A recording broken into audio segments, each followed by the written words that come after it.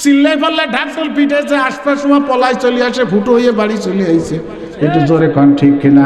কারণ ওই কলেজ বিশ্ববিদ্যালয় নবীজির শিক্ষাটা না দেওয়ার কারণে আজকে 2024 সালে নতুন শিক্ষা কারিকুলাম চালু হয়েছে। ব্যাংকের ডাক শেখানো হইতেছে ছাত্রদেরকে pack pack pack pack pack pack. কথা কন না কে? টিডিং টিডিং সাইকেল চালাই ফেরিওয়ালা যায়। আমি বানাই কইতেছি নাকি? সেদিন দেখলাম নেটে মাস্টারকে ট্রেনিং করাইতেছে। তাই সে মাস্টারকে ট্রেনিং করাইতেছে কিভাবে ছাত্র পড়াবে, ওইগুলো শিখাইতেছে নাইছে নিচে।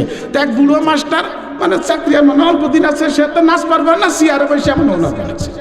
মানে না নাচতে যে চাকরি আছে, আর কয়দিন পর 50 লাখ টাকা পাবি পেনশন, তা যদি হারাই যায়। কি কথা কন ঠিক না? তো এইগুলোকে কি সুশিক্ষা বলা হয়? আর একটু জোরে কন। আর সেদিন দেখলাম নেটে এক হাই স্কুলে গেছে সাংবাদিক, যে ছাত্রছাত্রীদেরকে জিজ্ঞেস করতেছে তোমাদের পড়ালেখা এখন কেমন, তোমাদের মনের অবস্থা কি? কয় খুব ভালো, আমাদের আগে লজ্জা শরম ছিল, এখন হাই স্কুলে ক্লাস শুরু হওয়ার পরে এখন আমাদের লজ্জা শরম নাই, আমরা সহপাঠী ভাই বোন একে অপরের সাথে মনের কথা শেয়ার করি। সুবহানাল্লাহ না নাউজুবিল্লাহ? যার লজ্জা নাই, স্কুলে যাওয়ার আগে লজ্জা ছিল, এখন ওখানে যাওয়ার পরে লজ্জা চলে গেছে। তাহলে বলেন দেখি, যে মেয়েটার লজ্জা নাই তার ঈমান আছে নাকি? আর একটু জোরে কন বন্ধুরে। তাহলে কি শিক্ষা দেওয়া হইতেছে? লজ্জা শরম নাই, প্রেম প্রীতি, জোরে কন ঠিক না? শিক্ষাঙ্গনের দিকে ভাইরে দেখো না চোখ মেলিয়া, ছাত্ররা সব বই ছাড়িয়া আসে শুধু প্রেম লইয়া। কথা কন ঠিক না? শিক্ষাঙ্গনের দিকে ভাইরে দেখো না চোখ মেলিয়া, ছাত্ররা সব বই ছাড়িয়া আসে শুধু প্রেম লইয়া। আবার অস্ত্র সে তো সঙ্গের সাথী, অস্ত্র সে তো সঙ্গের সাথী, হইছে মাস্তান ওরা শিক্ষিত শয়তান, ওরা শিক্ষিত শয়তান, ওরা শিক্ষিত শয়তান, ওরা শিক্ষিত শয়তান। দুর্নীতির ওই আখড়ায় বসে জাহির করে জ্ঞান, দুর্নীতির ওই আখড়ায় বসে জাহির করে জ্ঞান। কলম দিয়ে কামায় টাকা, কলম দিয়ে কামায় টাকা, আবার ধরে সাধুর ভান, ওরা শিক্ষিত শয়তান, ওরা শিক্ষিত শয়তান, ওরা শিক্ষিত শয়তান, ওরা শিক্ষিত শয়তান। ভাই খারাপ লাগতেছে? এই গজল আমি বানাইছি নাকি? এলো আইনুদ্দিন আল আজাদ বানাইছে, সে বিচারা মারা গেছে, আল্লাহ তাকে জান্নাতবাসী করুক, সবাই বলেন আমিন। সে যা বানায় গেছে আজকে আমাদের সমাজে অক্ষরে অক্ষরে মিলে গেছে, জোরে কন ঠিক কিনা? ওরা হলো জাতির ভাগ্যে মহামারীর মতন, ফাইলে কলম ঠেকাইয়া চালায় ওরা নির্যাতন। ওরা হলো জাতির ভাগ্যে মহামারীর মতন, ফাইলে কলম ঠেকাইয়া চালায় ওরা নির্যাতন। আবার ঘুষের টাকায় ওদের বুড়ি, ঘুষের টাকায় ওদের বুড়ি করে যে টান টান। ওরা শিক্ষিত শয়তান, ওরা শিক্ষিত শয়তান, ওরা শিক্ষিত শয়তান, ওরা শিক্ষিত শয়তান। দুর্নীতির ওই আখড়ায় বসে জাহির করে জ্ঞান, কলম দিয়ে কামায় টাকা, আবার ধরে সাধুর ভান। ওরা শিক্ষিত শয়তান, ওরা শিক্ষিত শয়তান। কথা ঠিক কিনা? পীরগিরিয়ার মাজার পূজা চলছে দেশটা জুড়িয়া, সেরেকি আর ভণ্ডামিতে দেশটা এক বদনাও যদি কাপড়ে লাগে না পাক হবে না, জোরে কন ঠিক না? আর হায়াতুল হায়ওয়ান নামে একটা কিতাব আছে, সেই কিতাবের মধ্যে একটা হাদিস আসছে যে ওই কাল্লাস কয় না, চেনেন নাকি? আমাকে ফুলাফান কাল্লাস দেখলে বুহি স্যাপ দেয়, কইলে রক্ত চুষে খাইয়ে ভিলাগে নেই, এরকম একটা নিয়ম আছে না আমাকে দেশ। সেই কাল্লাসের দড়িতে ভুয়ছিল যে আগুন আরো ধরাই দাও। তো ওই কিতাবের মধ্যে লেখা আছে, আমি পড়ছি যে আমার নবীজির বাণী, এই কাল্লাসকে কেউ যদি এক বাড়িতে মারতে পারে আল্লাহ তাকে 100 নেকি দান করেন। আমরা কাল্লাস হবো নাকি? ব্যাংকের মতো যতটুকুন ক্ষমতা আল্লাহ দিছে এটাতে প্রমাণ করবো যে আমি আল্লাহর পক্ষে আছি, ঠিক কিনা কন? তাহলে একটু গলা ছাড়িয়ে দিয়ে কন দিয়ে আল্লাহু আকবার। না ভালো চার্জ হয়েছে ব্যাটারি, ইমানি ব্যাটারি চার্জ হয়েছে। তাহলে আল্লাহর কোরআনের তেলাওয়াত শোনার পরে আমি আল্লাহু আকবার বলবো, আল্লাহর বড়ত্বের ঘোষণা দিব। গলা ভাঙ্গে ভাঙ্গুক গে, আল্লাহর কামে ভাঙ্গুক, কথাও কয় না। আল্লাহ পাক বলেন লা ইন শাকারতুম লা আযীদান্নাকুম ওয়ালাইন কাফারতুম ইন্না আযাবি লাশাদীদ।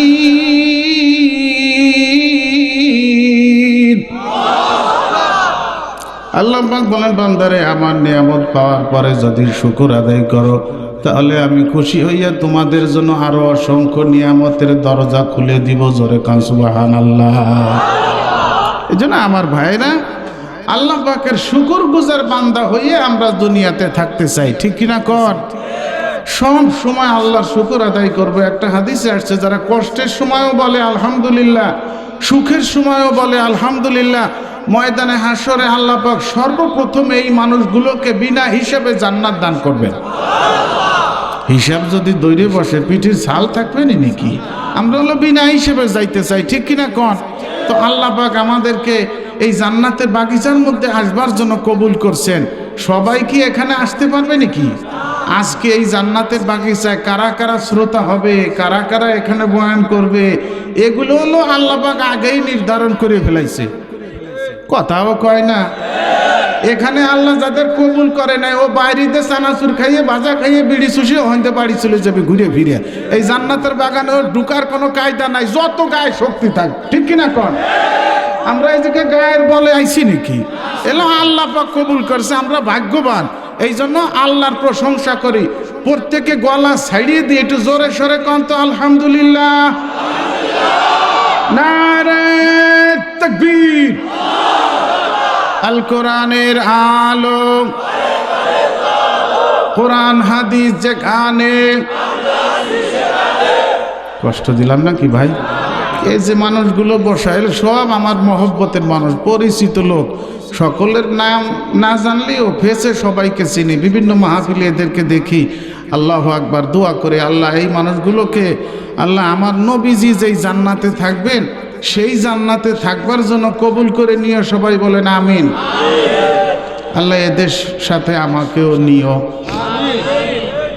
আমার ডের কমিয়ে গেল চাওনে। আমি আপনাদের সাথে থাকলে কোনো অসুবিধে? তাহলে আমারটা একটু জোরে আমিন কর। এইবার হয়েছে ভাই, বাড়ি খুশি হলাম। তা আরো দোয়া দিবানি, তবে মাঝে মধ্যে বিরক্ত করবানি, একটু সুবহানাল্লাহ পড়া লাগবে না। তা পারবে না ভাই? সুবহানাল্লাহ কার জিকির? আলহামদুলিল্লাহ কার জিকির? এই জিকির করলে গুনাহ হয় না? গুনাহ মাফ হয়। একটা হাদিসে আমার নবীজি বলেন, আমার উম্মতের নারী পুরুষ 4 তাসবিহ জিকির করে, তারা সুবহানাল্লাহ, আলহামদুলিল্লাহ, লা ইলাহা ইল্লাল্লাহ, আল্লাহু আকবার পাঠ করে, সঙ্গে সঙ্গে তাদের আমলনামা থেকে গুনাহগুলো এমন ভাবে ঝরে পড়ে যায়, শীতকালে গাছের পাতাগুলো যেমন ঝরে পড়ে যায়। আমাদের গুনাহ ঝরে পড়ে যাক, আমরা নিষ্পাপ হয়ে আমাদের কবরে প্রবেশ করি, এই নিয়ত আছে না ভাই? আল্লাহ আমাদের সবাইকে আমল করার তৌফিক দিয়ে একটু জোরে সরে কন আমিন। ভাইজান, এই যে একটা মাস শুরু হয়েছে আরবি, এই মাসের নাম হলো রজব মাস। কি মাস কন তো? ওই মনে আছে নাকি রজব মাসের আজকে কয় তারিখ? তারই তো খবর নাই। বাংলা মাস কোনটা চলে? বাংলা মাসের আজকে কয় তারিখ ওই তো আমরা কবার পারি না বাঙালি। ইংরেজি কয় তারিখ ও সব আমাকে ফটাফট মুখস্থ আছে, ঠিক কিনা কর? রজব মাসের আজকে 2 তারিখ। আমার নবীজির মিরাজের মাস শুরু হয়ে গেছে। এই মাসের চাঁদ ওঠার সঙ্গে সঙ্গে আমার নবীজি একটা দোয়া পাঠ করতেন বারবার, আল্লাহুম্মা বারিক লানা ফি রজব ওয়া শাবান ওয়া বাল্লিগনা রমাদান। এর অর্থ হলো, হে আল্লাহ, এই রজব মাসে এবং এর পরে যে মাস আসতেছে শাবান মাস, এই 2টা মাসে আপনি আমাদেরকে বরকত দান করেন এবং রমজান পর্যন্ত আমাদের হায়াতকে পৌঁছায় দেন। জোরে কোন সুবহানাল্লাহ। এই দোয়াটা আমার নবীজি এই মাসে বারবার পড়তেন। তো সেই দোয়া এখন আমাদের পাঠ করা নবীজির সুন্নতে পরিণত হয়েছে, ঠিক কিনা বলেন? পড়ছেন নাকি 2-1 বার কেউ? অনেক কোহাইতে গেল ওর। আচ্ছা, আমার সাথে একবার পড়েন তো ভাই, তবু তো আল্লাহর কাছে কবার হবেন। আল্লাহ ওহিদুজ্জামান হুজুর একবার পড়াই দিয়েছিল, এবারে মিস করি নেই। আল্লাহুম্মা বারিক লানা ফি রজাবা ওয়া শাবান ওয়া বাল্লিগনা রমাদান। এর অর্থ হলো, হে আল্লাহ, আপনি রজব মাসে এবং শাবান মাসে আমাদেরকে বরকত দান করেন। হে আল্লাহ, রমজান পর্যন্ত আমাদের হায়াতকে পৌঁছায় দেন, জোরে কোন সুবহানাল্লাহ। আমার ভাইরা, এই মাসের ২৭তম রজনীতে আমার নবীজির মিরাজ সংগঠিত হয়েছিল। আল্লাহ পাক আমার নবীজিকে এখান থেকে দাওয়াত করে আরশে আজিমে ডেকে নিয়ে গিয়েছিলেন, জোরে কোন সুবহানাল্লাহ। কত নবী রসুল আল্লাহ পাক দুনিয়াতে পাঠাইছে, কোন নবী রসুল আল্লাহর সঙ্গে মিরাজ করতে পারে নাই। দুনিয়ার থেকে আল্লাহ পাক ডাইকে নেন নাই আরশে আজিমে, একমাত্র শুধুমাত্র আপনার নবী, আমার নবী, বিশ্ব নবী জনাবে মুহাম্মদুর রাসূলুল্লাহ সাল্লাল্লাহু আলাইহি ওয়াসাল্লামকে আল্লাহ পাক এই মাসের ২৭তম রজনীতে আরশে আজিমে ডেকে নিয়ে গিয়েছিলেন, জোরে সোরে কোন সুবহানাল্লাহ। আমার ভাইরা, নবীজিকে নেয়ার জন্য আল্লাহ পাক জিবরাইল ফেরেশতাকে পাঠায় দিয়েছিলেন, ঠিক কিনা বলেন? জিবরাইল আলাইহিস সালাম রাতের বেলায় আমার নবীজিকে নিতে আসছেন। কোরআন শরীফে আল্লাহ পাক বলেন, সুবহানাল্লাযী আসরা বিআবদিহি লাইলাম মিনাল মাসজিদিল হারামি ইলাল মাসজিদিল আকসাল্লাযী বারাকনা হাওলাহু লিনুরিয়াহু মিন আয়াতিনা ইন্নাহু হুয়াস সামিউল বাসীর।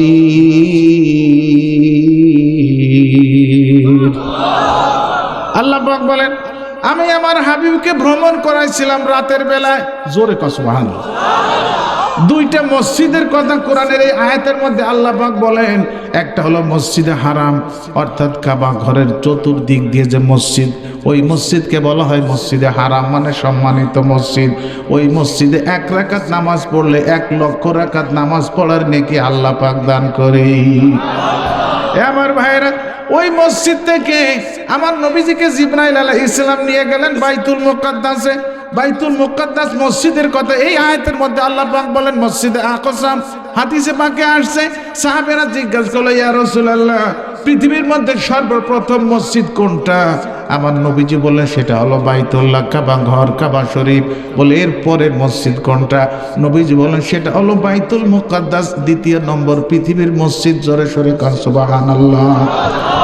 বাইতুল্লাহ আল্লাহর ঘর, প্রথমে হযরত আদম আলাইহিস সালাম নির্মাণ করেছিলেন। আর ওই যে বাইতুল মুকাদ্দাস ফিলিস্তিনের জেরুজালেমে গাজায় যে মসজিদ আপনারা শুনেছেন, যেই মসজিদকে নিয়ে ফিলিস্তিনের মুসলমানেরা লড়াই করতেছে, ইহুদিদের সঙ্গে, ইসরায়েলের সঙ্গে যুদ্ধ করতেছে, ওই মসজিদখানা হযরতে সুলাইমান আলাইহিস সালাম জিন মিস্ত্রিদের দ্বারা, জিন শ্রমিকদের দ্বারা নির্মাণ করে গেছেন, জোরে সোরে কান সুবহানাল্লাহ। আমার ভাইরা বোনেরা, সেই মসজিদে ইহুদিরা নামাজ পড়তে দেয় না মুসলমানদেরকে। মসজিদকে নিয়ে লড়াই চলতেছে, জিহাদ চলতেছে, যুদ্ধ চলতেছে। আমরা দোয়া করি, আল্লাহ মুসলমানদেরকে তুমি বিজয় করে দাও, একটু জোরে সরে বলেন আমিন। আল্লাহ মুসলমানদের পক্ষে তুমি সাহায্য নাজিল করো। আল্লাহ ইহুদি খ্রিস্টানদেরকে নমরুদের মতো, ফিরাউনের মতো তুমি ধ্বংস করে দাও, সবাই বলেন আমিন। আমার ভাইরা বোনেরা, তো ওই বাইতুল মুকাদ্দাস মসজিদে গিয়েছিলেন আমার নবীজি। সেখানে গিয়ে 2 রাকাত নামাজের ইমামতি করেছিলেন। নবীজির পিছনে সেদিন 1,24,000 পয়গম্বর মুক্তাদি হয়ে নামাজ আদায় করেছিল, জোরে কোন সুবহানাল্লাহ। মসজিদে হারাম থেকে মসজিদে আকসা পর্যন্ত নবীজি বুরাক যোগে গিয়েছিলেন। ওখান থেকে আসমানে যাওয়ার জন্য আল্লাহ পাক লিফট পাঠায় দিয়েছিলেন। তাফসিরে মারিফুল কোরআনের মধ্যে লেখা আছে, এই আয়াতের ব্যাখ্যায় লিফট পাঠাইছিলেন আল্লাহ পাক, আসমান থেকে সিঁড়ি পাঠায় দিয়েছিলেন, জোরে কোন সুবহানাল্লাহ। সেই সিঁড়িতে জিবরাইল ফেরেশতা নবীজিকে নিয়ে সিঁড়ির উপরে দাঁড়ায় পড়লেন। মুহূর্তের ভিতরে সিঁড়ি চলে গেল, লিফট গিয়ে মুহূর্তের ভিতর প্রথম আসমানে থেমে গেল, জোরে কোন সুবহানাল্লাহ। জিবরাইল আলাইহিস সালাম দরজায় নক করলেন, তাহলে বোঝা গেল আসমানে দরজা আছে। আছে ভাই, খারাপ লাগতেছে নাকি? আমার নবীজির মিরাজের মাস, এই বিষয়ে 2 কথা আমাদের বলার দরকার আছে না বন্ধুরে? দরজা নক করলেন, ভিতরে গেটম্যান ছিল। গেটম্যান কয়, কি ডাকে? আমি জিবরাইল। কয়, সাথে আর কেউ আছে নাকি? কয়, বিশ্ব নবী আছে সাথে, জোরে কয় সুবহানাল্লাহ। ওরে আল্লাহ, গেটম্যান যখন দরজা খুলে দিল, আমাদের আদি পিতা আদম আলাইহিস সালাম আমার নবীজিকে অভ্যর্থনা জানালেন। সেখানে অসংখ্য ফেরেশতারা বিশ্ব নবীর আগমন, শুভেচ্ছা, স্বাগতম, মুহুর্মুহ স্লোগানে প্রথম আসমান কেঁপে উঠল, জোরে কয় সুবহানাল্লাহ। আদম আলাইহিস সালাম আমার নবীজিকে শুভেচ্ছা জানাইছিলেন, মারহাবান বি ইবনি সলিহ, আমার নেক সন্তানকে আমি মারহাবা জানাই দিলাম, সুস্বাগতম জানাইলাম, জোরে কয় সুবহানাল্লাহ। আমার ভাইরা সৌজন্য সাক্ষাৎ করলেন আমার নবীজি আদম আলাইহিস সালামের সঙ্গে প্রথম আসমানে কথাবার্তা বললেন, এরপরে লিফটে আবার চড়ে বসলেন। এই লিফট গিয়া দ্বিতীয় আসমানে থেমে গেল। সেখানেও জিব্রাইল আলাইহিস সালাম দরজা নক করলেন। ভিতর থেকে বলল, কে? বলে আমি জিব্রাইল। বলে আর কে সঙ্গে? কয় বিশ্ব নবী আছে সাথে। জোরে কয় সুবহানাল্লাহ। আমার ভাইরা গেট খুলে দিল। ভিতরে হযরত ঈসা আলাইহিস সালাম আমাদের নবীজিকে শুভেচ্ছা জানাইলেন, স্বাগতম জানালেন। নবীজি সেখানে কিছুক্ষণ অবস্থান করলেন, সৌজন্য সাক্ষাৎ করলেন, নবীর সঙ্গে কথাবার্তা হলো। এরপরে নবীজি লিফটে চললেন। লিফট গিয়ে তৃতীয় আসমানে থেমে গেল। তৃতীয় আসমানে গেট খোলা হলো। সেখানে হযরত ইউসুফ আলাইহিস সালাম আমাদের নবীজিকে শুভেচ্ছা স্বাগতম জানাইলেন। জোরে কয় সুবহানাল্লাহ। আমার ভাইরা সৌজন্য সাক্ষাৎ করলেন, নবীর সঙ্গে কথাবার্তা হইল। এরপরে নবীজির লিফট গিয়ে থামলো চতুর্থ আসমানে। সেখানে হযরত ইদ্রিস আলাইহিস সালাম আমার নবীজিকে অভ্যর্থনা জানালেন, শুভেচ্ছা স্বাগতম জানালেন। সেখানে নবীজি কিছুক্ষণ অবস্থান করলেন, তাদের সঙ্গে কথাবার্তা বললেন, কুশল বিনিময় করলেন। এরপরে নবীজির লিফট গিয়ে থামলো পঞ্চম আসমানে। সেখানে হযরত হারুন আলাইহিস সালাম আমাদের নবীজিকে শুভেচ্ছা জানালেন, স্বাগতম জানালেন। এরপরে ষষ্ঠ আসমানে গেল। এরপরে আমার ভাইরা সপ্তম আসমানে গেল নবীজির লিফট। সেখানে হযরত ইব্রাহিম আলাইহিস সালাম, প্রত্যেক আসমানে এক একজন নবী আমাদের নবীজিকে স্বাগতম জানালেন। সপ্তম আসমানে ইব্রাহিম আলাইহিস সালাম আমাদের নবীজিকে শুভেচ্ছা জানালেন, স্বাগতম জানালেন। এরপরে নবীজির লিফট গিয়ে থামলো সিদরাতুল মুনতাহায়। জোরে কয় সুবহানাল্লাহ। সিদরাতুল মুনতাহায় লিফট গিয়ে থেমে গেল। এরপর লিফট আর যাবে না, লাল বাতি জ্বলে গেছে। এই পর্যন্ত লিফটের সীমানা শেষ। নবীজি কয়, ভাই জিব্রাইল, আমি আল্লাহর আরশে যাব কিভাবে? বলে এখন যানবাহন চেঞ্জ, ভিন্ন যানবাহন আসতেছে, হুজুর অপেক্ষা করেন। কিছুক্ষণের মধ্যে আর একটা যানবাহন সেখানে আসলো, তার নাম হলো রফ রফ। কি নাম? আরশে আজিমে পৌঁছানোর জন্য রফ রফ নামে একটা যানবাহন সেখানে উপস্থিত হয়ে গেল। জিব্রাইল ফেরেশতা বলল, ইয়া রাসূলুল্লাহ, এই রফ রফে আপনি আসন গ্রহণ করুন। আমার নবীজি রফ রফে গিয়ে যখন বসে পড়লেন, সিগন্যাল বাতি জ্বলে গেছে, মানে এখনই চলে যাবে। জিব্রাইল ফেরেশতা সেই সিদরাতুল মুনতাহায় খাড়ায় রয়েছে। নবী কয়, এ জিব্রাইল, আইসে বসো না, ছাইড়ে দিল। কথা কন নাকি? সিগন্যাল বাতি জ্বলে গেছে, তাড়াতাড়ি এসে চড়ে বসো। চলে ছাড়িয়ে দিবে কিছুক্ষণের ভিতরে। জিব্রাইল আলাইহিস সালাম তখন বলেছিলেন, আগার এক সারে মুই এবার তার ফারাম পারুগে তাজাল্লি বাসুজাত পারাম। এর অর্থ হলো, আল্লাহর হাবিব, আমি যেখানে দাঁড়াইছি এর থেকে এক চুল পরিমাণ যদি সামনে অগ্রসর হই, আল্লাহর নূরের তাজাল্লিতে আমার 600 ডানা পুড়ে ছারখার হয়ে যাবে। এক চুল পরিমাণ সামনে অগ্রসর হবার ক্ষমতা আমার আর নাই। আমি আপনার অপেক্ষায় থাকলাম, আমি ওয়েটিংয়ে থাকলাম।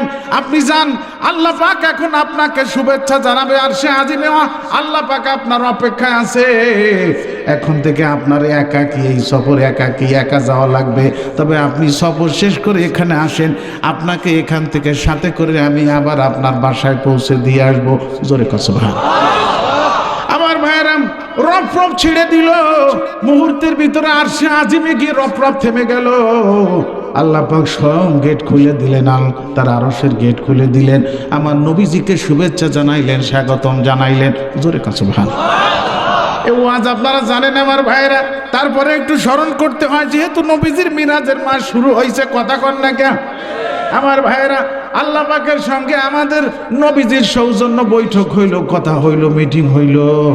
আপনারা জানেন সে বয়ান। এক পর্যায়ে আল্লাহ পাক আমার নবীজির কাছে জিজ্ঞেস করলেন, আমার হাবিব, আপনি আসছেন বন্ধুর বাড়িতে, এই খালি হাত কিছু আনেন নাই সাথে কইরা? বেড়াবার আসলি তো কিছু আনতে হয়। আমার নবীজি বলেন, আল্লাহ, আমি 3 প্রকারের হাদিয়া নিয়ে আসছি আপনার জন্য। জোরে কয় সুবহানাল্লাহ। নতুন কুটুম বাড়ি গেলে এক পদের মিষ্টি নিলে হয় নাকি? কথাও কয় না, 3-4 পদের লিয়া লাগে, তারপরে বলালি। কথা কন না কে? আমার নবীজি বলেন, আল্লাহ, আমি আপনার জন্য 1 প্রকার হাদিয়া না 3 প্রকারের হাদিয়া আনছি। আত-তাহিয়াতু লিল্লাহি ওয়াস সালাওয়াতু ওয়াত তাইয়্যিবাত।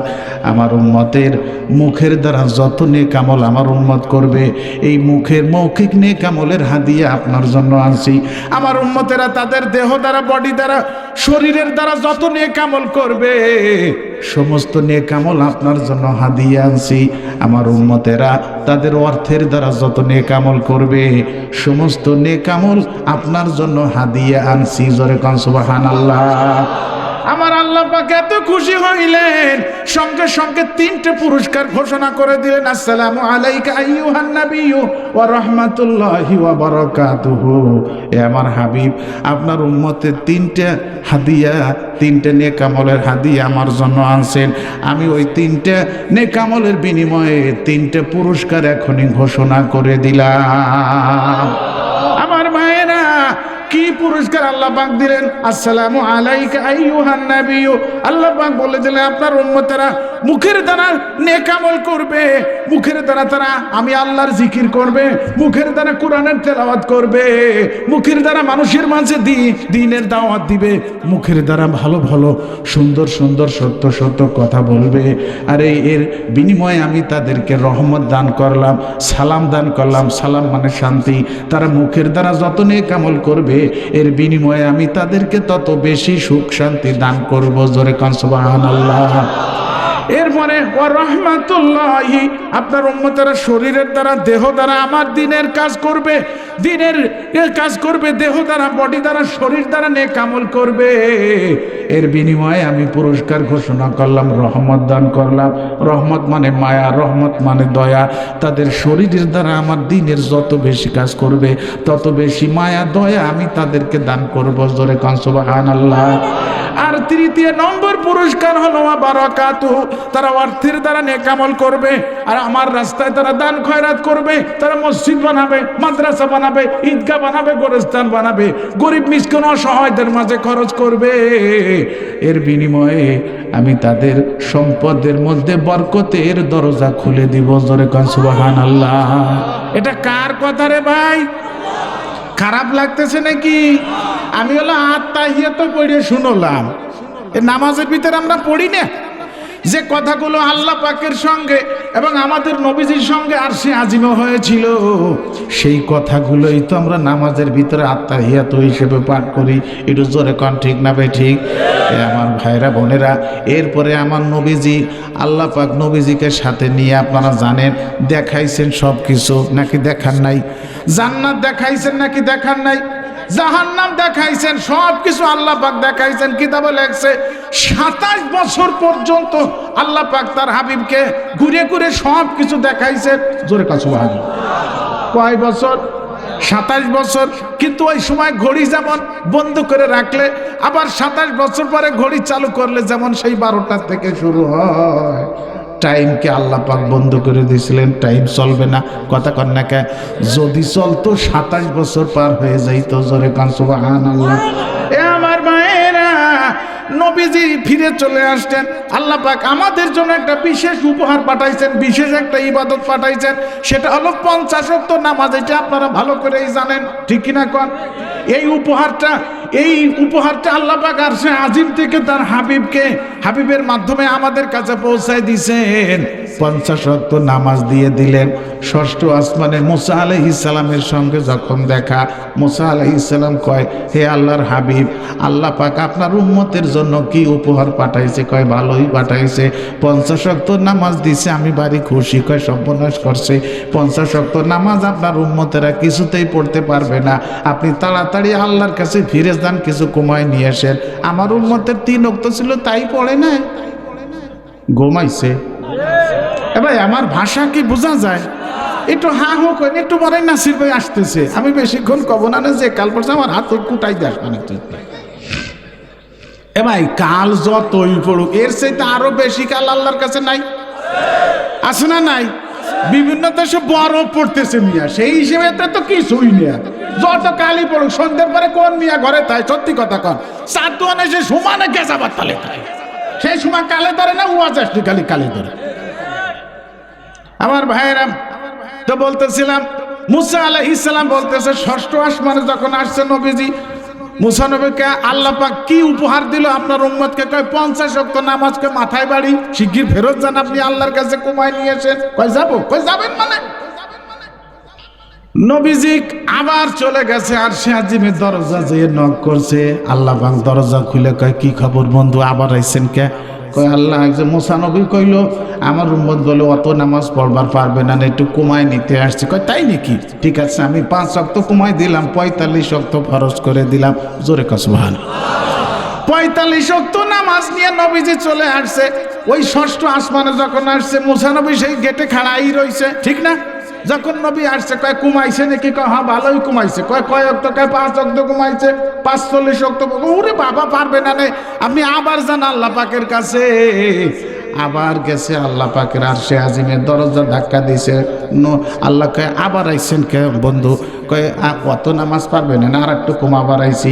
কয় তা ঠিক আছে, আপনার সম্মান রাখলাম, আমি আরো 5 ওয়াক্ত কমাই দিলাম, 40 ওয়াক্ত ফরজ করে দিলাম। জোরে কও সুবহানাল্লাহ। ঠিক না ভাই? 40 ওয়াক্ত নামাজ নিয়ে আসছে মুসা নবী, আবার পাঠাই দিয়েছে। আবার গেছে 5 নং 5 40, 9 বার গেছে। 45 ওয়াক্ত আল্লাহ পাক কমাই দিয়েছে। আল্লাহ পাক মুসারে কয়ে দিয়েছে, মুসা তোমার কাছে আমার হাবিব যাবে, তুমি বারবার ফেরত পাঠাই দিও, আমার বন্ধুর পদধূলিতে আমার আরো ধন্য হয়ে যাবে। জোরে কও সুবহানাল্লাহ। একবারই তো 5 ওয়াক্ত দিবার পারতেন, কথা কন। আল্লাহ পাকের কুদরতের খেলা বোঝা বড় দায়, কথা কন ঠিক কিনা? আমার ভাইয়ের অবশেষে 5 ওয়াক্ত নিয়ে নামাজ নিয়ে যখন আসছে, মুসা আলাইহিস সালাম কয় 5 ওয়াক্ত পারবি না? আবার যান। কয় আপনি কি কন? আমি একবার আল্লাহ পাকের কাছে যাই, 5 ওয়াক্ত কমাই দেয়, কমাইতে কমাইতে এখন 5 ওয়াক্ত রাখছে। এখন আবার যদি আমি ফেরত যাই আল্লাহ পাকের কাছে আরো কমাবার জন্য যদি যাই, তাহলে তো আমার উম্মতের কাছে খালি হাতে আমার ফেরত যাওয়া লাগবে। আল্লাহ পাক যে পুরস্কার, আল্লাহ পাক যে উপহার আমার উম্মতদেরকে দান করছিলেন, সেই উপহার আমি এখন থুয়ে চলে যাওয়া লাগবে, আমার আর কিছু নিয়ে হবে না। কারণ 5 ওয়াক্ত করে কমাইতেছে, এখন যদি যাই 5 ওয়াক্ত যদি কমাই দেয়, তাহলে তো আল্লাহর উপহার আমার উম্মতের কাছে নিতে পারলাম না, খালি হাতে আমার যাওয়া লাগবে না। কথা কোন ঠিক কিনা? আমারে খালি হাতে যাবার কোন নাকি আমার উম্মতের কাছে? আমি আর যাব না, আল্লাহর উপহার আমি এই 5 ওয়াক্ত নিয়ে আমার উম্মতের কাছে যাব। জোরে কও সুবহানাল্লাহ। অনেকে যারা বেনামাজিকে শিরে আর একবার যদি যাইতো, কথা কন না খেয়াল আমার ভাইরা বোনেরা, তাহলে তো আল্লাহ পাক যে নামাজের বিনিময়ে আমাদেরকে পুরস্কারের ঘোষণা করছেন আপনারা জানেন। নবীজি বলে দিচ্ছেন, যারা 5 ওয়াক্ত নামাজ যথারীতি আদায় করবে আল্লাহ পাক তাদেরকে 5টা পুরস্কার দান করবেন। দুনিয়াতে একটা পুরস্কার, তার রুটি রুজির অভাব আল্লাহ পাক দূর কইরে দিবে। রুজির মধ্যে আল্লাহ পাক বরকতের দরজা খুলে দিবে। কবরের মধ্যে আমরা সময় কাটাবো, কথা কন না কে? কত বছর সময় কাটাবো কবরে জানা আছে নাকি? হাজার হাজার বছর কবরের ভিতরে আমাদের জীবন কাটানো লাগবে। এবার এই 60-70 বছর জীবন কাটানোর জন্য যদি এত টাকা পয়সা, এত আরামায় সুখ শান্তি দরকার হয়, হাজার হাজার বছর যেখানে সময় কাটাবো সেখানে সুখ শান্তি আরামায়েশের দরকার আছে না নাই? আমার নবীজি বলে দিয়েছেন, যারা নামাজি 5 ওয়াক্ত নামাজ নিয়মিত আদায় করবে, কবরের ভিতরে আল্লাহ পাক তাদেরকে সুখের জীবন দান করবে, কবরে শাস্তি হবে না, তাদের শাস্তি আল্লাহ পাক মাফ করে দিবেন। জোরে কও সুবহানাল্লাহ। আমার ভাইরা, পুল সিরাত পার হয়ে উপরে জান্নাতে যাওয়া লাগবে। যারা নামাজি তাদেরকে আল্লাহ পাক কারেন্টের গতিতে, বিদ্যুতের গতিতে পার করাই দিবে পুল সিরাত। বন্ধুরে, তার জান্নাতের টিকিটটা আল্লাহ পাক ডান হাতে দান করবেন। 4র্থ নম্বর পুরস্কার নামাজিদের জান্নাতের টিকিট আমল নামা কোন হাতে দিবেন? আমি বানাই করতেছি নাকি? আর 5ম নম্বর পুরস্কার হলো, যারা 5 ওয়াক্ত নামাজ ঠিক মতো আদায় করবে আল্লাহ পাক তাদের কোনো হিসাব নিবেন না, বিচার করবেন না, বিনা হিসাবে বিনা বিচারে জান্নাত দান করবে। ও ভাইজান, তা আমরা হিসাব দিয়ে জান্নাতে যাবার চাই না বিনা হিসাবে? কার কার ইচ্ছা আছে হাত উঁচু করে দেখেন আমারে। নারায়ে তাকবীর। হাত তোমার আল্লাহ তুমি কবুল করে নিয়ে জোরে সোরে বলেন আমিন। তাহলে তো আমাদের কয় ওয়াক্ত পড়া দরকার না? শুক্র আলী, ওরে আল্লাহ, আমাদের দেশে অধিকাংশ মানুষ মাঝে মধ্যে পড়ে, মাঝে মধ্যে পড়ে না, একেবারে পড়ে না তা তো বলা যাবে না। ঈদের নামাজ তো পড়ি আমরা, কথা কন না কে? জানাজার নামাজ খালি শুনলে ওযু ছাড়া খাড়াই যাই, কথা কন ঠিক কিনা? এ আমার ভাইয়েরা, না না না, নামাজের ব্যাপারে যারা অলসতা করে, মানে মাঝে মধ্যে পড়ে মাঝে মধ্যে পড়ে না, এদের ব্যাপারে আল্লাহর হাবিব বলছেন 15 প্রকারের শাস্তি হবে। কয় প্রকার? ঠিক কিনা কন? মাঝে মধ্যে পড়ে মাঝে মধ্যে পড়ে না, শুক্রবারে পড়ে, শনিবারে পড়ে না। নবীজি বলেন এই মাঝে মধ্যে পড়ে, মাঝে মধ্যে পড়ে না, এদের শাস্তি হবে 15টা। এ আমার ভাইরা, দুনিয়াতে শাস্তি হবে, কবরের মরণের সময় 3 প্রকারের শাস্তি তাদের দেয়া হবে। 1 নম্বর শাস্তি হলো তাদের মৃত্যু হবে অপমানিত অবস্থায়, বেইজ্জতের সঙ্গে মারা যাবে, ইজ্জতের সঙ্গে তার মৃত্যু হবে না। 2 নম্বর হলো পিপাসিত অবস্থায় মারা যাবে, যদি সমুদ্রের পানিও তাকে পান করানো হয় তবুও তার তৃষ্ণা নিবারণ হবে না। আর 3 নম্বর শাস্তি হলো ক্ষুধার্ত অবস্থায় মারা যাবে। ঘর ভরা খাবার থাকলে কি হবে, আল্লাহ পাক খাইতে দিবে না, ক্ষুধার্ত অবস্থায় ছটফট করতে করতে মারা যাবে। জোরে কর নাউজুবিল্লাহ। ও ভাই, এগুলো কি আপনাদের বিশ্বাস হয়? আমি কি এই জায়গায় হাদিস বানাই করে সাইরে যাবার পারবানি? এই হাদিসটা যে পড়তেছি এত ফাজাইলে আমালের মধ্যে নামাজের অধ্যায় উল্লেখ আছে না নাই? এমন কোন লোক নেই, এমন কোন মসজিদ নাই যেখানে শতবার এই হাদিস তালিম হয় নাই। কথা কোন ঠিক কিনা? এ আমার ভাইয়েরা বোনেরা, তাহলে লক্ষ্য করেন ক্ষুধা তৃষ্ণা কত বড় ভীষণ ব্যাপার। আমরা তো এই যে সারা দিন কষ্ট করি, পরিশ্রম করি শুধু পেটের জন্য, একটু জোরে কন ঠিক কিনা, একটু খাবারের জন্য। এই কঠিন কনকনে শীতের ভিতরে সকালবেলা যখন পেঁয়াজ লাগাবার যান, আমি ওহিদুজ্জামান কি বলবো, আমি তো ফজরের নামাজ পড়ে কম্বলের ভিতরে মুড়ি দেই যাইয়া আরামে ঘুমায় পড়ি, কিন্তু আমার কৃষক ভাই যারা তারা কি আরামে ঘুমায় নাকি ফজর পড়িয়া? এই যত বড় শীত পড়ুক না কেন, এই শীতের ভিতরে পেঁয়াজ লাগানোর জন্য মাঠে চলে যায়। জোরে কোন ঠিক কিনা? এত কষ্ট বরদাস্ত করতেছে দুনিয়াতে তার পেটটা ঠিক রাখার জন্য, ছেলে মেয়ের পেট ঠিক রাখার জন্য। কথা কোন ঠিক কিনা ভাই? আমার ভাইরা, ক্ষুধার একটা জ্বালা আছে, ভীষণ জ্বালা, তৃষ্ণার একটা জ্বালা আছে, ক্ষুধা তৃষ্ণার জ্বালা আছে। আমরা বাংলাদেশের মানুষ তৃষ্ণার এটা বুঝবো না কাকে বলে, কারণ আমার বাংলাদেশ হলো নদী মাতৃক দেশ, এই দেশে পানির অভাব নাই। মরুভূমির দেশে তারা জানে পানির পিপাসার কি কষ্ট। জোরে কোন ঠিক কিনা? আমার ভাইয়েরা, নামাজি যারা আল্লাহ পাক তাদেরকে ইজ্জতের সঙ্গে মরণ দান করবেন। জোরে কোন সুবহানাল্লাহ। পরিষ্কার হাদিসে পাকে উল্লেখ আছে, ওরে আল্লাহ যেখানে তার মরণ হোক না কেন, আল্লাহ পাক জান্নাত থেকে আজরাইলের নেতৃত্বে 500 রহমতের ফেরেশতার একটা জামাত পাঠাই দিবে এই নামাজি লোকের জান কবজ করার জন্য। জোরে কোন সুবহানাল্লাহ। পথে মৃত্যু হোক, বাড়িতে মৃত্যু হোক, যেখানে যে অবস্থা মরণ হোক না কেন, জান্নাত থেকে 500 ফেরেশতা আসবে তাকে শুভেচ্ছা স্বাগতম জানানোর জন্য। জোরে কোন সুবহানাল্লাহ। এ আমার ভাইরা, ওই ফেরেশতারা খালি হাতে আসবে না, জান্নাতের নিয়ামত সামগ্রী হাতে করে নিয়ে আসবে। কতক্ষণ ঠিক কিনা? আরে আল্লাহ আমার রসুল বলে দিয়েছেন, এই লোকগুলোতে তোমরা যখন দাফন করার জন্য গোরস্থানে নিয়ে যাবা, কাঁধে করে যখন কবরস্থানের দিকে নিয়ে যাবা, তখন এই লোকগুলো, নামাজি লোকগুলো বলতে থাকবে কলাত কদ্দিমুনি।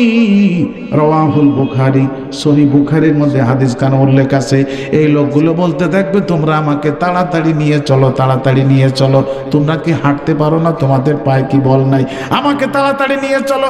মরা লাশে কি বলে এটা আমরা কেউ জানি না, কিন্তু বুখারীর হাদিসে নবীজি বলেন এই লোকটা যদি নামাজি হয়, দিনদার হয়, পরেশগার হয়, এমন ব্যক্তির লাশ যখন তোমরা দাফন করার জন্য গোরস্থানে নিয়ে যাও, ওই লাশে তখন বলে কলাত কদ্দিমুনি, তোমরা আমাকে তাড়াতাড়ি নিয়ে চলো। জোরে কোন সুবহানাল্লাহ। এবার এই হাদিস আপনারা মানেন? কথা কোন না কে? আমাকে তাড়াতাড়ি নিয়ে চলো, এই লাশে এই কথা কেন বলে?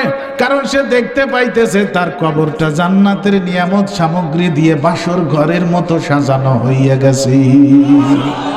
এইগুলো দেখার পরে সে ওইখানে যাওয়ার জন্য পাগল হয়ে যায়। জোরে সরে কান সুবহানাল্লাহ। আমার নবীজি বলেন, ওয়া ইন কানাত গায়রা সালিহাতিন ক্বালাত লি আহলিহা ইয়া ওয়াইলাহা আইনা ইয়াযহাবুনা বিহা।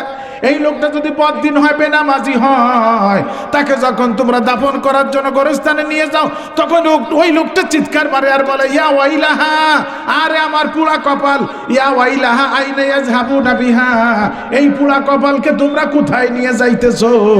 নবীজি বলেন ইয়াসমাউ সাউতাহা কুল্লু শাই, এই মুর্দারের চিৎকারের আওয়াজ সমস্ত প্রাণীরা শুনতে পারে, ইল্লাল ইনসান, শুধু মানুষেরা শুনতে পারে না। ওয়ালাউ সামিআল ইনসানু লা সাইকা, নবীজি বলেন লাশ বহনকারী, লাশের সঙ্গে যারা যায় তারা যদি এই মুর্দারের চিৎকারের আওয়াজ শুনতে পাইতো, তাহলে তারা সামনে অগ্রসর হইতে পারত না, বেহুশ হয়ে মাটিতে পড়ে যাইতো। কথা কন ঠিক না বেঠি? আমার ভাইরা, তাহলে আপনার আমার সামনে কিন্তু ভয়াবহ একটা কবর, আপনার আমার সামনে, ওখানে আমাদেরকে প্রবেশ করা লাগবে বন্ধুরা। তাহলে আমাদের আজকের এই ময়দান থেকে তওবা করা লাগবে। আল্লাহ পিছনে ঠিক মতো 5 ওয়াক্ত পড়ি নাই, ভুল করছি, ভুলের ভিতর ছিলাম, আজকে আমরা তওবা করলাম। মাবুদ রে, এখন থেকে বাকি যে কয়দিন আমার হায়াত আছে আমি 5 ওয়াক্ত নামাজ যথারীতি আদায় করব। বন্ধুরে, মাঠে আপনি কাজ করতেছেন, মাঠে পানির অভাব নাই, মসজিদে আসতে পারলেন না, মাঠে পেঁয়াজ লাগাইতেছেন, আজান হয়ে গেছে, নামাজ রক্ত হয়ে গেছে, অজু বানাইয়ে মাঠে দাঁড়ায় যদি আপনি নামাজ পড়েন, বলেন দেখি সেই নামাজ কবুল হবে কি হবে না? মাঠে নামাজ পড়লে হবে না? আর একটু জোরে কর। আমার ভাইরা, বাড়িতে আপনি আসেন, মসজিদে যাইতে পারলেন না, এমন সময় বাড়ি আসছেন, জামাত শেষ, বাড়িতে নামাজ পড়লে নামাজ হবে কি হবে না? আর একটু জোরে কর। হবে। দোকানে পড়লে নামাজ হবে কি হবে না? মসজিদে ওষুধ আমার রুয়ে জমিন, শেষ নবীর উম্মতের জন্য এই ভূপৃষ্ঠকেই আল্লাহ পাক মসজিদ বানাই দিয়েছে। জোরে কান সুবহানাল্লাহ। আমার ভাইরা, হাদিসে পাকে আমার নবীজি বলেন, নামাজি লোককে যখন কবরের ভিতরে দাফন করা হয়, আরে নামাজ তার বন্ধুর সুরত ধারণ করে তার কবরে প্রবেশ করে এবং তার ডান পাশে এসে হাজির হয়। জোরে সোরে কান সুবহানাল্লাহ। তাহলে ওই কবর হলো বড় ভয়ানক জায়গা, বড় বিপদের জায়গা। একটা হাদিসে আমার নবীজি বলেন, কবরের চাইতে ভয়াবহ দৃশ্য আর আমি দেখি নাই। ওখানে যে আমার পাশে দাঁড়াবে, যে আমার উপকার করবে, বন্ধুরে, তার চাইতে আপন বন্ধু আর দুনিয়াতে কেউ হতে পারে না। একটু জোরে কন ঠিক না বেঠি? আমার ভাইরা, আমাদের এলাকায় একটা তাবলিগ জামাত আসছিল গত 2 বছর আগে, সিল্লার জামাত আসছিল। ওই জামাতের মধ্যে একজন সাথী ছিল, পাওটা কেটে ফেলা হয়েছে। ওনার নিজের জীবনের ঘটনা বর্ণনা করে গেছিলেন, আমরা শুনছি, বর্ণনা করে গেছিলেন। উনি ফরেস্টে চাকরি করতেন, বন বিভাগে চাকরি করতেন, সুন্দরবনে ডিউটি ছিল। একবার ডিউটি করতেছেন সুন্দরবনে, হঠাৎ একটা বুনো হাতি তার উপরে হামলা চালাইছে। যান বাঁচানোর জন্য দৌড়াইতেছিলেন, পিছন থেকে হাতি ধাওয়া করতেছে। দৌড়াইতে দৌড়াইতে একটা গর্তের ভিতরে পড়ে গেল, দেখে সেটা একটা কবর, লাশ পড়ে আছে। বিশাল বড় একটা বিচ্ছু বারবার কামড় দিতেছে লাশের উপরে। এখন এই লোকটা চিৎকার মারে আর বলে, মাবুদ রে, আমার আর বাঁচার কোনো পথ খোলা রইল না। আল্লাহ, এই হাতি ধেয়ে আসতেছে, হাতি আমাকে মেরে ফেলবে, তাছাড়া আমি যে গর্তে পড়ে গেছি, আল্লাহ ওই বিশ্ব যদি একটা কামড় আমাকে দেয়, আমার জীবন এখন খতম হয়ে যাবে। আল্লাহ, আমি তোমার রহমতের ভিখারি। আল্লাহর কাছে কাঁদতেছে। এর মধ্যে হাতি চলে আসছে, সুর নামাই দিয়েছে, লোকটাকে ধরবে। আল্লাহ পাক যাকে বাঁচায় তাকে কেউ মারতে পারে না। ওই যে বিশাল বড় বিচ্ছু লাফ দিয়ে যে হাতির সুরে একটা কামড় মেরে দিল, অমনি হাতি সুর টান দিয়ে বিকট আওয়াজ করে দৌড়াইতে লাগলো। ওই লোকটা কবর থেকে উঠে হাতির পিছনে পিছনে চলতে লাগলো। কিছু দূর যাবার পরে হাতি পড়ে গেল, পড়া সারা মরা সারা। এত বড় বিশাল জন্তু, এই বিচ্ছুর বিষের ক্রিয়ায় তার জীবন শেষ হয়ে গেল। লোকটা পাও দিয়ে পাড়া দিছে হাতির গায়ে, পাও ডেবে গেছে। তার মানে বিচ্ছুর বিষের ক্রিয়ায় ওই হাতির হাড্ডি গোস্ত গলে পানি হয়ে গেছে। সে যে পাড়া দিছে হাতির গায়ে, বন্ধুরে, ওই বিষক্রিয়া তার পায়ের ভিতরে ঢুকে গেছে। দৌড়াইয়ে গেছে ক্যাম্পে, লোকজন অ্যাম্বুলেন্সে করে হাসপাতালে নিয়ে গেছে। ডাক্তাররা পরীক্ষা নিরীক্ষা করে দেখে গিরে পর্যন্ত বিষ উঠে গেছে। ডাক্তাররা বলতেছে এমন বিষ যেই বিষের চিকিৎসা পৃথিবীতে এখনো আবিষ্কার হয় না। এই লোকটাকে বাঁচাতে হলে গিরের উপর থেকে পাও কেটে ফেলাইতে হবে, তাছাড়া বাঁচানোর কোনো কায়দা নাই, এই বিষের কোনো ওষুধ নাই। আমার ভাইরা, ডাক্তাররা তার গিরের উপর থেকে পাওটা কেটে ফেলে দিয়েছে। লোকটা জীবিত আছে। সিল্লার জামাতে আসছিল আমাদের বলমারি, তার নিজের জীবনের ঘটনা বর্ণনা করে বলে গেছে, আমি কবরের আযাব নিজে চোখে দেখে আসছি। এ আমার ভাইরা, ওই কবরে আমাকে প্রবেশ করা লাগবে। বন্ধুরে, কখন আমি আমার কবরে প্রবেশ করব? আমরা মনে করছি মনে হয় দেরি আছে, আরো বহুত দেরি আছে আমার কবরে যাওয়ার। এমন লোক আমরা এই ময়দানে বসে আছি, যাদের কাফনের কাপড় নগরকান্দা বাজারে চলে আসছে। কথা কর বন্ধুরে, আমার মরণের জন্য এখনই প্রস্তুতি গ্রহণ করা লাগবে। একটা হাদিসে আমার নবীজি বলেন, বেনামাজি নারী পুরুষকে কামানোর জন্য আল্লাহ পাক বিশাল বড় বড় বিচ্ছু বানাইয়ে রাখছে। এ আমার ছোট ভাই, আমার ছোট বোন, তুমি কি পারবে নাকি ওই বিচ্ছুর কামড় বরদাস্ত করার জন্য? ওরে আল্লাহ, কবরের মধ্যে আযাব হবে। নামাজের ব্যাপারে যারা অলসতা করে তাদের কবরের মধ্যে আযাব হবে। আমার নবীজি বলেন, তাদের কবরটা সাজানো হবে জাহান্নামের আগুন দিয়ে। নাউজুবিল্লাহ পড়ে। দ্বিতীয় নম্বর শাস্তি হলো, এত জোরে কবরের মাটি তাকে চাপ দিবে, মাটির কবরের জবান আল্লাহ পাক খুলে দিবে। কবরে বলবে, এই পৃথিবীতে যত মানুষ চলাফেরা করত তার মধ্যে তুমি আমার কাছে সবচেয়ে নিকৃষ্ট ব্যক্তি ছিলে, আজকে আমার দুর্ব্যবহার তুমি দেখতে পারবে। এই কথা বলে কবর তাকে এমন ভাবে চাপ দিবে, হাড্ডিগুলো ভেঙে একটার মধ্যে একটা ঢুকে যাবে, চিৎকার মারতে থাকবে, মা রে বাবারে বলে চিৎকার মারতে থাকবে। তার চিৎকারের আওয়াজ কারো কানে পৌঁছাবে না। জোরে কন ঠিক কিনা? আমার ভাইরা বোনেরা, আর একটা শাস্তি হবে। হাদিসে পাকে নবীজি বলেন, তার কবরে একটা সাপ পাঠানো হবে। আর এক হাদিসে আসছে 99টা সাপ পাঠানো হবে। বন্ধুরে, এই সাপ এত বড় বিশাল সাপ হবে, ওরে 1 মাসের পথ, অর্থাৎ 1 মাস একটা মানুষ পায়ে হাঁটতে যত মাইল পথ হাঁটতে পারে, এত বড় বিশাল একটা সাপ তার কবরে পাঠানো হবে। বিষধর সাপ পাঠানো হবে। এই সাপের নখরগুলো থাকবে লোহার। ওরে আল্লাহ, সাপে সেদিন স্পষ্ট ভাষা কথা বলবে, তুমি ফজর পড়ো নাই সূর্যোদয় পর্যন্ত, জোহর পড়ো নাই আসর পর্যন্ত, মাগরিব পড়ো নাই ঈশা পর্যন্ত, ঈশা পড়ো নাই ভোর পর্যন্ত, আমি তোমাকে কামড়াইতে থাকবো। এই সাপে যখন তাকে একবার কামড় দিবে, সঙ্গে সঙ্গে 70 হাত মাটির নিচে ঢুকে যাবে। এইভাবে কিয়ামত পর্যন্ত চলতে থাকবে। জোরে কর নাউজুবিল্লাহ। আমার ভাইরা, আমার নবীজি কি সুসংবাদ শোনায় গেছে, যারা 5 ওয়াক্ত নামাজ আদায় করবে তাদের কবরে কোনো শাস্তি হবে না, তাদের কবরের আযাবকে আল্লাহ পাক মাফ করে দিবে। জোরে কর সুবহানাল্লাহ। জান্নাত থেকে দরজা খুলে দেওয়া হবে কবরে, নিয়ামত সামগ্রী তার কবরের মধ্যে আসতে থাকবে। ফেরেশতারা বলবে, নাম কানাও মিলা আরজ, নতুন জামাইয়ের মতো। মেয়েদেরকে বলা হবে নববধূর মতো, পুরুষদেরকে বলা হবে নতুন জামাইয়ের মতো আরামে ঘুমাইয়ে পড়ো। জোরে কর সুবহানাল্লাহ। তাহলে আমার ভাইরা বলেন দেখি, এই নামাজের চাইতে বড় বন্ধু আর কেউ আছে নাকি? আমাদের একটু তাড়াতাড়ি কর, আর একটু জোরে কান আছে নাকি? আমার নবীজি যখন ইন্তেকাল করেন বন্ধুরে, নবীজির সর্বশেষ কথা মুখ দিয়ে উচ্চারিত হইতেছিল আসসালাত। নবীজির বেগম হযরত আয়েশা নবীজির মুখে কান লাগাইলেন, শুনলেন একটা শব্দ নবীজির মুখ দিয়ে বের হইতেছে আসসালাত, মানে খবরদার আমার উম্মতেরা, খবরদার নামাজ তোমরা ছেড়ে দিও না। আমার নবীজি যেদিন ইন্তেকাল করেন, আপনারা জানেন 12ই রবিউল আউয়াল। এ ভাই, ওই দিন আমার নবীজি ইন্তেকাল করেন।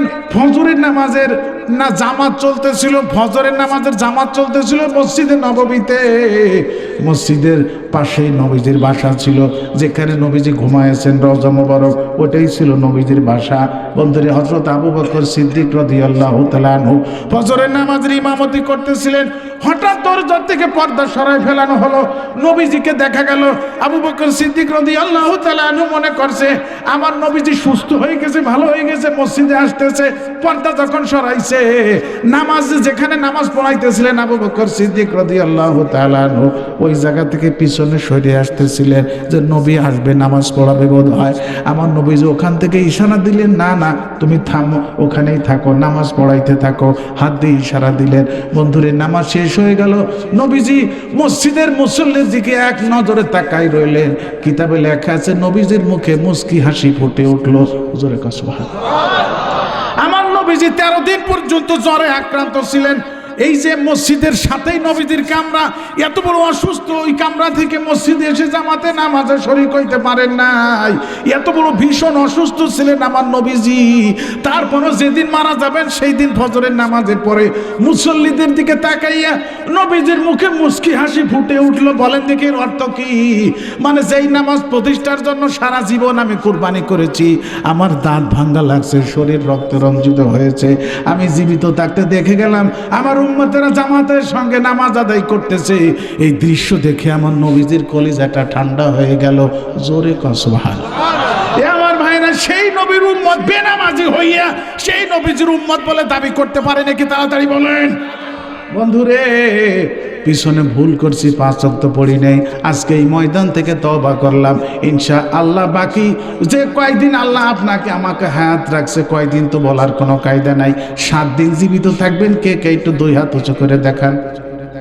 1 জন, 2 জন পাইছি, 3 জন পাইছি, 4 জন। তালে উঠে বেলাইছে 7 দিন জীবিত থাকবো। এবার 7 মিনিটের কোনো গ্যারান্টি আছে? আর একটু জোরে কর, কিসের আবার 7 দিন? বন্ধুরে তাহলে এখনই আমার কবরের সামান জোগাড় করা লাগবে। যে কয়দিন আল্লাহ আমাকে বাঁচায় রাখবে, কয়দিন তো জানা নাই। জানেন নাকি আমি কয়দিন বাঁচবো? আমি জানি না, আপনারা জানেন নাকি? যে কয়দিন আল্লাহ আমাদেরকে বাঁচায় রাখে, ইচ্ছা করে 1 ওয়াক্ত নামাজ ছাড়বো না। আমি নিয়ত করছি যত কষ্ট হোক আমি আমার কবর সুন্দর রাখতে চাই, কবরের আযাব থেকে আমি রেহাই পাইতে চাই, নাজাত পাইতে চাই। আমার কবরে আমি নামাজ নিয়ে যাব, জানতে শরীরে ইচ্ছা করে আমি যে কয়দিন জীবিত থাকবো 1 ওয়াক্ত নামাজ ইচ্ছা করে আমি ছাড়বো না ইনশাআল্লাহ। আল্লাহ যেন আমাকে কবুল করে নেয়, তৌফিক দিয়ে দেয়। একটু আমিন বলে দেন। আপনাদেরও নিয়ত আছে নাকি ভাই? যে কয়দিন বাইসে থাকবেন 1 ওয়াক্ত নামাজ ছাড়বেন না? কার কার নিয়ত আছে? এইবার 2 হাত উঁচু করে দেখান। নারায়ে তাকবীর। হাত তোমান। আল্লাহ আমাদের সবাইকে নামাজি বানাও, জোরে সরে বলেন আমিন। আমাদের বাচ্চা কাচ্চা আল্লাহ দান করছে, আমাদের পরিবারের সদস্য যারা, তাদেরকে নামাজি বানানোর দরকার আছে না নাই? এ আমার ভাইরা, আমার নবীজি বলেন কুল্লু মাউলুদিন ইউলাদু আলাল ফিতরা। প্রত্যেকটা সন্তান ইসলাম গ্রহণ করার যোগ্যতা নিয়ে দুনিয়াতে আসে। আবাওয়াহু ইউহাব্বিদানিহি আও ইউনাসসিরানিহি আও ইউমাজ্জিসানিহি। তার পিতা মাতা সন্তানকে অগ্নি পূজারী বানায়, কারো পিতা মাতা সন্তানকে ইহুদি বানায়, কারো পিতা মাতা সন্তানকে খ্রিস্টান বানায়। হিন্দুরা তাদের ছেলে মেয়েকে হিন্দু বানায়, খ্রিস্টানরা তাদের ছেলে মেয়েকে খ্রিস্টান বানায়। ওরে আল্লাহ, ইহুদিরা তাদের ছেলে মেয়েকে ইহুদি বানায়। আমরা মুসলমান, আমাদের ছেলে মেয়েকে আমরা কি বানাবো? কথাও কয় না। মুসলমানের ছেলে হইলেই তো মুসলমান হয়ে যায়, তাই না? হ্যাঁ, ডাক্তারের ছেলে হইলে ডাক্তারি করতে পারে নাকি? তাড়াতাড়ি কোন। যতক্ষণ ডাক্তারি ডিগ্রি সে পাশ না করবে। মাস্টারের ছেলে হইলেই মাস্টারি করতে পারবে না, যতক্ষণ মাস্টারি ডিগ্রি পাশ না করবে। বন্ধুরে, মুসলমানের ছেলে হইলেই মুসলমান হতে পারবে না, যতক্ষণ পর্যন্ত মুসলমানের শিক্ষাটা সে গ্রহণ না করবে। ঠিক কিনা বলে? মুসলমানের একটা শিক্ষা আছে, যেই শিক্ষাটা আমার নবীজি নিয়ে আসছিলেন আল্লাহ পাকের কাছ থেকে। কতক্ষণ ঠিক কিনা? এবার তাকে বলা হয় সুশিক্ষা। আমার নবীজি এখন দুনিয়াতে নাই। বলেন দেখি, আমার নবীজির শিক্ষাটা দুনিয়াতে আছে না নাই? আজকে যে সমস্ত শিক্ষা প্রতিষ্ঠানে নবীজির শিক্ষা দেওয়া হয়, ওই শিক্ষা প্রতিষ্ঠান থেকে সোনার সন্তান দুনিয়াতে চলে আসে, সোনার সন্তান বেরিয়ে আসে। কতক্ষণ ঠিক না? যেই সন্তানের দ্বারা সারা দেশের সুনাম হয়, পিতা মাতার সুনাম হয়, গ্রামের সুনাম হয়, দেশের সুনাম হয়, বহির্বিশ্বে। এই যে হাফেজ আবু সালেহ তাকরিম, এর আগে একবার পুরস্কার নিয়ে আসছিল বিদেশ থেকে। এই যে আপনারা নেটে দেখছেন, গত 2 দিন আগে আবার দুবাইতে 70টা দেশের আন্তর্জাতিক কোরআনের প্রতিযোগিতা হয়েছে। ওই কোরআনের প্রতিযোগিতায় আমাদের সেই হাফেজ সালেহ আবু সালেহ তাকরিম সে ফার্স্ট প্রাইজ নিয়ে আসছে। জোরে কান সুবহানাল্লাহ। 70টা দেশের কোরআনের প্রতিযোগিতায় বাংলাদেশের হাফেজ তাকরিম ফার্স্ট হয়েছে। সৌদি আরব হয়েছে সেকেন্ড। যেই দেশে কোরআন নাজিল হয়েছে সেই দেশের লোক কোরআনের প্রতিযোগিতায় ফার্স্ট হইতে পারে নাই, বাংলাদেশ ফার্স্ট হয়েছে। জোরে কয় সুবহানাল্লাহ। তাহলে মাদ্রাসা থেকে এমন সন্তান আমরা উপহার দিছি, যেই সন্তান সারা পৃথিবীতে বাংলাদেশের সুনাম ছড়াই দিয়ে আসছে। কথা কোন ঠিক কিনা? এ আমার ভাইয়েরা, কিন্তু আজকে আমাদের কলেজ বিশ্ববিদ্যালয় শিক্ষা প্রতিষ্ঠানে আমার নবীজির সুশিক্ষাটা না দেবার কারণে কলেজ বিশ্ববিদ্যালয় থেকে যে সন্তান বেরিয়ে আসে বেশিরভাগই কুসন্তান। জোরে কোন ঠিক কিনা? অল্প কিছু সুসন্তান আসে, তার পিতা মাতা সুশিক্ষিত, তার সন্তানকে কোরআন শরীফ পড়াইয়ে নামাজি বানাইয়ে ভার্সিটিতে দিছে, ওরাই একমাত্র নামাজি সুসন্তান হইয়ে বেরিয়ে আসে। কথাকান ঠিক কিনা?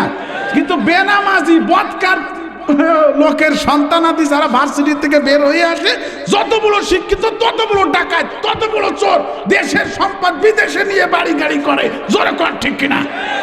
কিন্তু কোন মাদ্রাসার হুজুর, মাদ্রাসার ছাত্র কানাডার বেগমপাড়ায় বাড়ি গাড়ি করছে নাকি?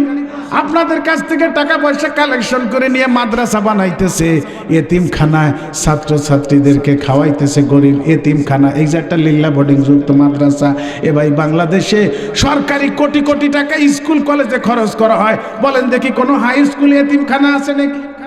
কথাও কয় না। স্কুলে এতিমখানা আছে, কলেজে আছে, বিশ্ববিদ্যালয় আছে, কোনো জায়গায় এতিমখানা নাই। সরকারি কোটি কোটি টাকা খরচ হইতেছে, কিন্তু প্রত্যেকটা মাদ্রাসায় এতিমখানা আছে। আপনাদের কাছ থেকে কটা টাকা পয়সা নিয়ে আমরা এতিম লালন পালন করি, এতিমদেরকে খানা খাওয়াইয়ে ওদেরকে নায়েবে নবী বানাইয়ে দেই, সুসন্তান বানাইয়ে দেই। ওদের কারণে দেশের সুনাম বহির্বিশ্বে ছড়াই যাইতেছে, ওদের কারণে আল্লাহর রহমত এই দেশে নাজিল হইতেছে। মরণের পরে ওরা আপনাদেরকে রাহাবারি করে আল্লাহর জান্নাতে পৌঁছায় দিবে। জোরে সরে কান সুবহানাল্লাহ। বাংলাদেশে কলেজ থেকে এমন কোন সন্তান আজ পর্যন্ত উপহার দিতে পারে নাই যে বহির্বিশ্বে দেশের সুনাম ছড়াই দিয়ে আসবে। বুয়েট ইঞ্জিনিয়ার যেখান থেকে তৈরি হয়, বাংলাদেশে এমন কোন ইঞ্জিনিয়ার আজ পর্যন্ত পয়দা হয় নাই সারা পৃথিবীর মধ্যে নাম করে আসবে। এই দেশে একটা ব্রিজ দিবার গেলে চায়না থেকে ইঞ্জিনিয়ার আনা লাগে। কথা কোন ঠিক না? এ আমার ভাইয়েরা বোনেরা, ডাক্তার এমন কোন ডাক্তার উপহার দিতে পারে নাই যেই ডাক্তার বহির্বিশ্বে বাংলাদেশের সুনাম অর্জন করে আনতে পারে। কথা কার ঠিক কিনা? খেলোয়াড়দের পাশে সরকার কোটি কোটি টাকা খরচ করে, এমন কোন খেলোয়াড় বাংলাদেশে হয় নাই। মেসি কাকা সে তো কাফের। কথা কর না, বাংলাদেশে এমন কোন খেলোয়াড় হয় নাই যে দেশের সুনাম সারা বিশ্বে ছড়াই দিবে। বরং যাবার সময়